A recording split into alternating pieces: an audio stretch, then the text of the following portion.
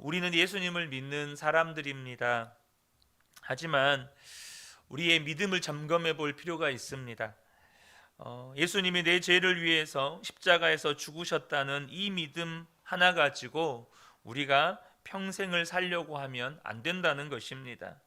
믿음은 자라야 합니다.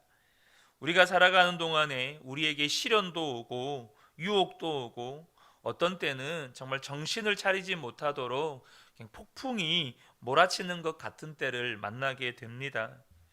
여러분, 그때 그 상황을 이길 수 있는 것은 오직 믿음으로 되는 것입니다. 여러분, 이 부분에 동의하시죠? 오늘 시편 79편은 하나님의 징계하심으로 이스라엘 백성이 바벨론에게 멸망당할 때 예루살렘 성전이 다 무너지고 불타버리고 수많은 제사장들 또 예루살렘 주민들이 죽어나가는 끔찍한 상황을 배경으로 쓰여진 시편입니다. 1절을 보면 하나님 이방 나라들이 주님의 땅으로 들어와서 주님의 성전을 더럽히고 예루살렘을 돌무더기로 만들었습니다. 2절에도 보면 그들이 주의 종들의 시체를 공중의 새에게 밥으로 주의 성도들의 육체를 땅의 짐승에게 주며 그들의 피를 예루살렘 사방의 물같이 흘렸으나 그들을 매장하는 자가 없었나이다. 여러분, 지금 엄청나게 끔찍한 참상이 지금 벌어진 것입니다. 성전의 제사장들 다 죽고 예루살렘 주민들이 다 죽어나가면서 그 피가 예루살렘 시내에 그냥 물같이 강같이 흘렀다는 거죠. 그리고 이런 끔찍한 상황에서 주변 나라들은 손가락질하면서 비웃는 상황이 벌어진 것이죠. 이때 이 시편 기자의 믿음이 드러납니다. 마찬가지로 저와 여러분의 믿음도 이러한 상황과 환경들을 만나게 될 때 드러나는 것입니다. 여러분의 믿음은 어느 정도라고 생각을 하십니까? 혹시 여러분 중에 지금 새벽 예배를 드리는 분들 중에 밤이 무서운 분 계십니까? 아마 여러분들 중에 밤이 무서운 분들은 없으리라고 생각이 됩니다. 왜요? 어른이 됐으니까. 그런데 어린애들은요, 밤에 그것도 혼자 있는 것은 정말 무서운 일입니다. 지금도 생각이 납니다. 어렸을 때 아버지 어머니가 이렇게 들에서 일하시고 항상 날이 어두워지면 들어오셨습니다. 그러면 저희 삼남매가 집에 있지만 아버지 어머니가 집에 들어오실 때까지는 무서운 거예요. 방에 불을 켜놨지만 무서운 거예요. 혹시 여러분 어렸을 때 화장실 가는 거 안 무서우셨습니까? 저는 어렸을 때 화장실 가는 게 무서웠습니다. 그래서 밤에는 화장실 가기가 참 겁이 났어요. 왜 그렇습니까? 어린아이이기 때문입니다. 그러나 나이가 들면 밤에 혼자 있다고 해서 무서워하는 경우는 여러분 거의 없죠. 믿음도 마찬가지입니다. 밤에 혼자 있는 것이 무섭지 않지만 여러분, 인생의 밤이 올 때 여러분은 어떨 것 같으신가요? 시련이 왔는데 앞이 캄캄한 겁니다. 믿었던 사람들 다 떠나고 혼자 남게 되었습니다. 정말 죽을 것 같은 인생의 밤이 온 것이죠. 여러분, 그런 밤이 왔을 때 두려워하지 않을 정도의 믿음이 여러분에게 있습니까? 그때 좌절하고 낙심하고 절망하지 않을 믿음이 저와 여러분에게는 있는가요? 그저 예수 믿고 내가 죄 사함을 받았다는 것을 믿는 정도로는 이겨나갈 수 없는 인생의 위기가 많습니다. 인생의 위기가 많아요. 시편 79편의 기자는 하나님은 살아 계신데 그런데도 하나님의 백성들이 이렇게 비참하게 죽어가고 하나님의 성전이 이렇게 불타고 무너질 수 있는가 하는 것입니다. 그런데 이런 상황에서 먼저 이 시편 79편의 기자가 보여주는 믿음이 있습니다. 그게 뭐냐면 기도하는 것입니다. 5절을 보면 주님 언제까지입니까? 영원히 노여워하시렵니까? 언제까지 주님의 진노하심이 불길처럼 타오를 것입니까? 여러분, 도무지 하나님이 믿어지지 않는 상황이죠. 사실 하나님을 믿는다고 말하는 백성들이 다 완전히 도시가 황폐화되고 수많은 사람들이 죽임을 당하고 그리고 포로로 끌려가는 상황이니까요. 그런데 시편 기자가 기도합니다. 여러분 다 아실 겁니다. 하나님이 이스라엘 백성들을 회복시켜 주셨습니다. 바벨론 70년 포로 생활이 끝나고도 회복시켜 주셨지만 디아스포라 2000년이 지난 지금 또 이스라엘은 회복되어 있습니다. 그런데요, 가나안 땅을 멸망시켰던 바벨론, 아수르, 그리고 그들을 조롱했던 모압과 암몬과 에돔, 여러분 이런 나라들은 역사 속에서 사라져 버렸습니다. 물론 그 후손 나라들이 있죠. 그런데 바벨론이라는 나라가 없습니다. 근데 수천 년 전에도 이스라엘은 있었고 지금도 이스라엘은 있습니다. 이스라엘이 강해서입니까? 여러분 그렇지 않습니다. 얼마나 주변 민족들에게 약탈을 당했습니까? 무엇 때문입니까? 그럼에도 불구하고 그런 끔찍한 상황 가운데에서도 기도하는 믿음의 사람들은 있었습니다. 그런 절망적인 상황 가운데서도 하나님을 찾는 믿음의 사람들이 있었어요. 그러나 오늘 이 시편 79편을 보면 이 시편 기자의 기도 속에 아직도 그의 믿음이 미숙하다는 것이 드러납니다. 그는 절망적인 상황에서 기도하지만 그 기도 속에 원망과 두려움이 있음을 보게 됩니다. 6절을 보면 주님을 알지 못하는 저 이방인들에게나 주님의 진노하심을 쏟아주십시오. 주님의 이름을 부르지 않는 저 나라들 위에 쏟아 부어 주십시오. 10절입니다. 어찌 이방인들이 그들의 하나님이 어디에 있느냐 하며 비웃게 버려두시겠습니까? 12절에 주님, 우리 이웃 나라들이 주님을 모독한 그 모독을 그들의 품에다가 7배로 갚아 주십시오.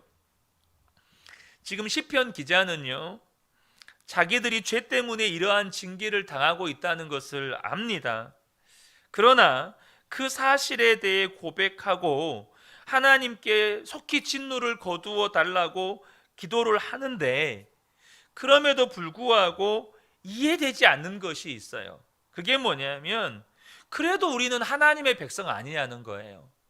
그래도 우리는 하나님을 믿는다고 말하는 하나님의 백성인데 우리가 하나님의 말씀에 불순종한 것이 있기는 하지만 그래도 기본적으로 하나님을 믿지도 않는 저 이방인들, 그러니까 아수르나 바벨론, 하나님 완전히 무시하는 또 하나님을 대적하는 사람들인데 어떻게 하나님을 부정하고 대적하는 저 이방 민족들을 통해서 하나님의 백성인 우리를 이렇게까지 비참하게 만드실 수 있느냐는 겁니다. 하나님 이거 말이 안 되지 않습니까? 하나님 저들을 치셔야 되지 않겠습니까? 우리를 조롱하는 자들에게 7배나 갚아주셔야 되지 않겠습니까? 그렇게 호소합니다. 이게 무슨 말이죠? 하나님 우리가 아무리 잘못했지만 이건 아니지 않습니까? 하나님이 지금 실수하신 거 아닙니까? 하나님 지금 아무리 훈계를 해도 너무 과한 거 아닙니까? 지금 하나님을 훈계하고 사실 하나님을 가르치는 겁니다. 너무 답답하고 눈앞에서 벌어지는 이 끔찍한 일, 자기도 모르게 그것들을 보면서 입술에서 터져 나오는 말이 하나님을 가르치려고 하고 하나님께 따지려고 하고 하나님께 원망하는 겁니다. 여러분 이런 경우 없으십니까? 저도 그랬습니다. 저도 그랬어요. 제가 이렇게 몸을 다치고 20대 초중반 때 도무지 이해가 안 되는 거예요. 하나님 지금까지 충분하지 않습니까? 하나님 지금까지면 충분하지 않습니까? 뭐가 더 필요합니까? 이게 얼마나 교만한 말입니까? 저 지금도 보면 저에게는 많이 필요합니다. 하나님의 다루심이 지금도 많이 필요해요. 근데 그때 제가 하나님 더 이상 뭐가 더 필요합니까? 당신이 나를 이곳에 불러 세우셨으니까 당신이 책임지셔야 되지 않습니까? 이거 당신이 책임진 거 맞습니까? 이렇게 따졌다니까요, 하나님 앞에. 지금 이 시편 기자가 그렇게 하나님께 따지고 드는 겁니다.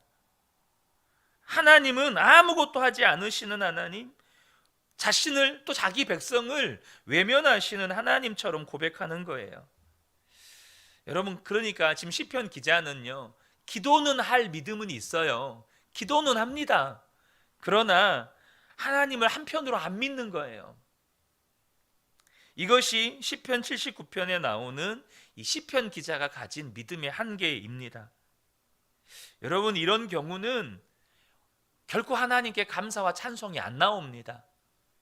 13절에 보시면 그때에 주님의 백성, 주님께서 기르시는 양떼인 우리가 주님께 영원히 감사를 드리렵니다. 대대로 주님께 찬양을 드리렵니다. 자, 여기 잘 보시면 감사와 찬양이 나와요. 그런데 자세히 보면 그때라는 단서가 붙습니다. 그때가 언제입니까? 자기가 원하는 것을 하나님이 다 이루어 주시는 그때에 감사하고 찬송하겠다는 겁니다. 하나님이 이스라엘 백성들을 다시 돌아오게 해 주실 때, 성전을 다시 회복해 주실 때, 자기들을 멸망시킨 바벨론과 아수르가 완전히 멸망당할 때, 암몬과 모압과 에돔 족속들에게 하나님께서 7배로 갚아주시면 그때 감사하고 찬송하겠다는 겁니다. 여러분, 저와 여러분의 감사와 찬송은 어느 때에 나옵니까? 내가 원하는 것이 이루어질 때, 내 감정 안에, 내 기분 안에 내가 원하는 뭔가가 오늘 좋은 일이 있어서 내 안에 뭔가 기쁨이 있을 때, 내가 원하는 계획대로 되어졌을 때, 내 뜻대로 뭔가 되어졌을 때, 그때 감사와 찬송이 나온다면 그것은 아직 어린아이의 믿음입니다. 애들이 그렇잖아요. 내가 원하는 거 부모님이 들어주시면 해맑게 울고, 내가 원하는 거 안 들어주면 땅에 들어 눕고. 여러분, 이게 아이들의 신앙이잖아요. 이게 아이들의 믿음입니다. 우리의 감사와 찬양이 상황과 환경에 따라 막 바뀌어요. 좀 좋다 싶으면 감사, 좀 안 좋다 싶으면 원망 불평. 여러분, 문제가 생길 때 이런 믿음 가지고는 문제가 생기면 감사 찬송 안 나옵니다. 시편 기자가 이렇게 고통스러워하는 이유는 하나님께서 이스라엘 백성을 회복시켜 주실 것을 진정으로 믿지 못하기 때문입니다. 하나님께서 왜 이스라엘 백성들을 이렇게 징계하셨는지 그 시작도 아직 잘 모르고 이스라엘 백성을 결국 돌이키셔서 회복시키실 하나님의 역사를 내다보지 못하기 때문에 고통스러워하는 것입니다. 만약 하나님의 역사를 다 내다볼 수 있다면 시편 기자는 절대 이렇게 하나님 앞에 기도하지 않았을 것입니다. 그 순간만 보는 겁니다. 그 순간만 보는 거예요. 되어지는 그 순간만 보니까 하나님이 이해도 안 되고 믿어지지도 않고 하나님이 원망스러운 겁니다. 여러분 어떻습니까? 우리의 눈이 이 순간에만 집중되어 있지 않나요? 우리의 시선이 우리 이 순간에만 갇혀 있지 않습니까? 여러분, 분명 하나님은 은혜의 하나님이십니다. 좋으신 하나님이십니다. 사랑의 하나님이세요. 선하신 하나님이십니다. 여러분, 우리가 하나님이 하시는 그 모든 일을 알 수 있다면 우리는 하나님 앞에 항상 그렇게 고백할 겁니다. 만약에요, 저와 여러분이 죽어서 하나님 앞에 갔을 때 그때 우리의 인생 가운데 되어진 모든 일들을 다 알게 되지 않겠습니까? 우리가 하나님 앞에 서는 날에 하나님께서 우리의 인생에 어떻게 개입하셨고 어떻게 우리를 인도하셨고 어떻게 구원하셨는지 다 알게 되겠죠. 여러분, 그때 하나님 앞에 하나님 어떻게 그러실 수 있어요? 저 서운해요. 하나님 진짜 너무하십니다. 이런 말할 사람이 있겠습니까? 여러분, 이렇게 말할 수 있겠습니까? 분명 우리는 하나님은 옳으십니다. 하나님 선하십니다. 하나님 완전하십니다. 여러분, 이 고백을 할 수밖에 없게 됩니다. 그런데 우리는 우리 눈앞에 되어지는 순간만 보니까 하나님 살아 계시다면서 어떻게 이러실 수 있습니까? 하나님이 사랑의 하나님 맞습니까? 하나님 너무 잔인하신 거 아닙니까? 이런 말들이 나오는 겁니다. 여러분, 어린아이의 믿음과 어른의 성숙한 믿음을 어떻게 구분합니까? 간단합니다. 지금 무엇을 보느냐로 구분하는 겁니다. 지금 되어지는 일, 변화가 많은 환경과 형편, 그 여건만 바라보는 사람은 어린아이의 믿음입니다. 믿음이 요동할 수밖에 없어요.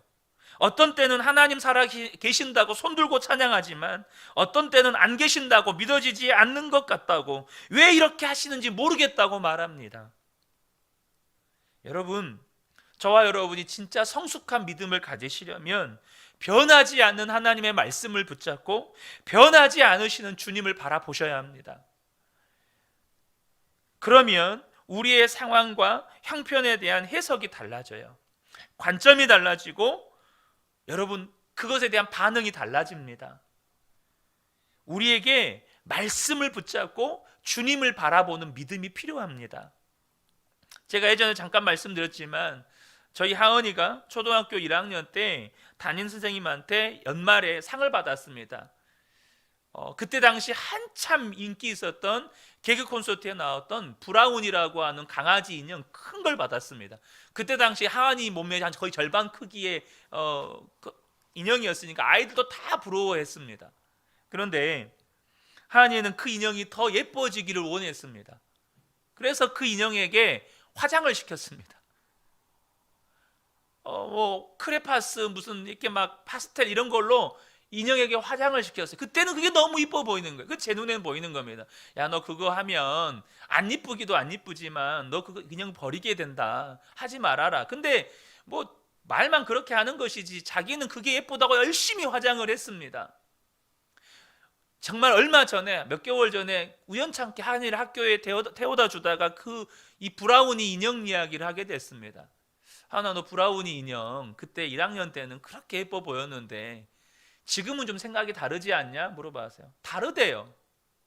자기가 왜 그 짓을 했는지를 모르겠대요. 그러면서 제가 물어봤어요. 언제 그런 생각이 들었냐라고 물어봤어요. 그러니까 초등학교 5학년 때, 5학년 되니까 안 이쁘더래요.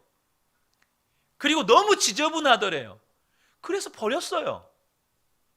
여러분, 4년만 지나도 아이가 바뀌어버려요. 생각이 바뀌어버립니다. 근데 1학년 때는 거기에만 꽂혀 있었어요. 여러분, 우리의 신앙이 그렇다는 겁니다. 지금 되어지는 일에만 꽂혀 있어요. 그게 어린아이의 믿음입니다. 여러분, 성숙한 믿음은 하나님의 뜻을 내다보는 겁니다. 하나님의 뜻을 내다본다는 건 뜻을 안다는 말이 아니에요. 하나님의 선하심을 믿는다는 겁니다. 하나님의 완전하심을 믿는다는 겁니다. 하나님이 나와 함께 계심을 믿는다는 거예요. 왜 국제선교회라는 아주 귀한 선교단체가 있습니다. 그 선교단체의 국제 총재였던 노먼 그럽 선교사님이 초창기 때 아프리카 콩고에 가서 사역을 했는데 아무리 열심히 사역을 해도 사역의 열매가 없었습니다. 실패의 연속이었어요. 너무너무 낙심이 되었는데 영국 본부에서 소책자 하나가 보내져 왔습니다. 펜 루이스가 쓴 십자가 복음에 대한 소책자였는데 이 선교사님이 그 책자를 읽었습니다. 그 속에서 나는 죽고 예수로 사는 십자가 복음을 보고 충격에 빠졌습니다. 그는 예수님이 나를 위해서 십자가에서 죽으심으로 내 죄가 사함받았다는 것을 믿었습니다. 하지만 예수님과 함께 죽었고 이제는 예수님으로 산다는 복음은 그날 처음 들었습니다. 그는 그 책자를 붙잡고 밤새도록 고민을 했습니다. 자기의 문제의 원인은 알겠더라는 거예요. 자기는 그동안에 선교지에 와서 열심히 선교 사역을 했어요. 그런데 자기가 한 겁니다. 예수님이 자기를 통해서 하신 게 아니고 자신이 주님을 위해서 한 거예요. 나는 예수님과 함께 이미 죽었고 예수님이 나를 통해서 사시는 것인데 내가 이것을 몰랐구나. 그런데 한 가지 걸리는 것이 내가 죽은 것이 진짜 맞냐는 거예요. 안 죽었는데 내가 죽은 게 맞나? 밤새도록 이 문제 때문에 고민을 했습니다. 그런데 성령님께서 이 선교사님께 질문을 하셨습니다. 예수 그리스도가 죽은 것이 분명하냐? 그러니까 이분이 대답을 하신 거예요. 십자가에서 분명하게 죽으셨지요. 그때 성령님께서 분명하게 말씀해 주시는 거예요. 그렇다면 너도 죽은 거야.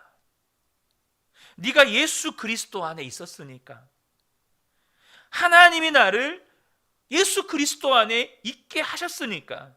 예수님이 십자가에서 죽으셨다면 너도 죽은 거야. 그 말씀을 듣고 노먼 그립 선교사님 눈이 번쩍 뜨인 것 같다고 이야기를 합니다. 십자가 복음, 예수 그리스도 안에서 내가 이미 죽었고 이제는 부활의 주님으로 사는 것에 대해서 믿어지는 역사가 일어난 겁니다. 그 선교사님의 글입니다. 나는 눈이 뜨였다. 나는 그에게 도달하기 위하여 몸부림칠 필요가 없었다. 나는 이미 그분 안에 있었다. 나는 그리스도와 함께 죽었다. 나는 그리스도와 함께 무덤에 묻혔다. 나는 그리스도와 함께 들림받았다. 나는 천국에 그리스도와 함께 앉았다. 이것이 그날 믿어지는 거예요. 그리고 다음날 아침에 노먼 그립 선교사님은 카드를 하나 꺼내고 무덤을 그리고 묘비를 세웠습니다. 그리고 거기에 그렇게 썼습니다. 노먼 그립 그리스도와 함께 여기에 묻히다. 이것을 평생 붙잡고 살았습니다. 그래서 문제도 오고 좌절도 오고 낙심이 올 때도 그 말씀을 붙잡았어요. 갈라디아서 2장 20절. 내가 그리스도와 함께 십자가에 죽었나니 이제는 내가 사는 것이 아니요 오직 내 안에 그리스도께서 사신 것이라. 사랑하는 성도 여러분, 저와 여러분의 믿음은 어떤 믿음입니까? 믿음은 자라야 합니다. 저와 여러분 안에 날마다 믿음이 자라가는 말씀 붙잡고 주님 바라보면서 믿음이 자라가시는 은혜가 있으시기를 주님의 이름으로 축복합니다. 아멘.